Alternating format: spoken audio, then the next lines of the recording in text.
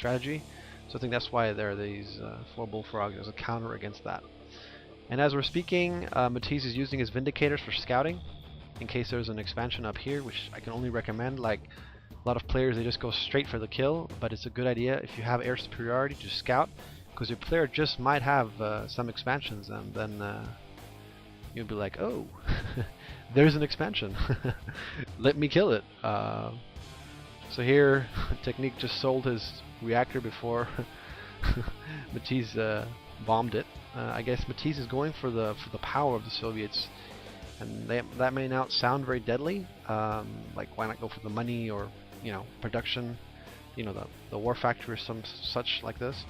But I think he's going for the power because when Soviets lose their power, they produce slowly, I think, their infantry and their armored units. That's what GT Mustang claims, and I think he's right, because when I played Soviets and I lost power, it took an insane amount of time to build just like a sickle or like a hammer tank or anything like that, which was really, really frustrating. So another good idea if you're playing Soviet is to build multiple war factories, but yeah, go into that later. I think we should focus on probably what these two players have to offer. So here are 2 Terror Drones. Here's a really nice strategy. One Terror Drone freezes the Prospector, and the other Terror Drone enters the Prospector. And as you can see, the Prospector is getting slowly and steadily hammered by the Terror Drone.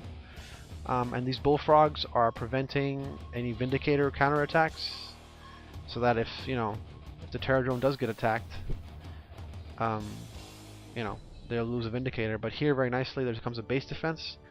So the Terror Drone dies, and the bullfrogs have to retreat. The Terror Drone is still inside the Prospector, so he has to rebuild that one. That is for sure. So Matiz with the 4 refinery build, Technique with the same 4 refineries. So it's four refineries against 4 refineries. And could it be that Matiz has built some quadcopters and frozen that tank? I think so. Anything else would be strange. So it should be thawing now, unfrozen very soon. But that means that, yeah, there, got unfrozen. That means there are some cryocopters about, and that always makes for exciting games.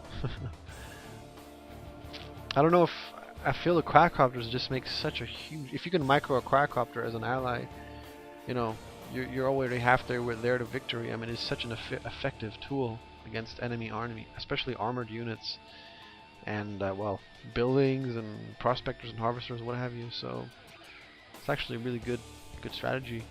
We're seeing a lot of Russian armor here. Those hammer tanks, an equal amount of number of bullfrogs to counter any aerial assaults. So Technique really going for the armored assault here. He's going for those hammer tanks. And what do we have here? It's a battle lab. So he's going for tier 3.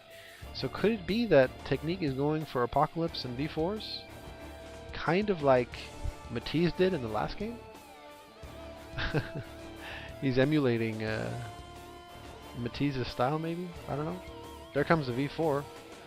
Yeah, so he's building a V4. He's gonna go for a siege. That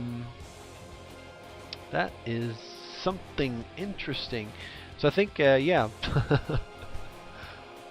he's going for the tier 3 units, and I think Matiz at the same time is kind of chilling, hanging back in his base. He's got an engineer. I don't know quite what he's gonna do with that. Maybe capture an outpost or a oil refinery. But that definitely is quite interesting. I think he's going to upgrade to tier 3, maybe get some V4s and Apocalypse tanks, I don't know, and then go for the attack.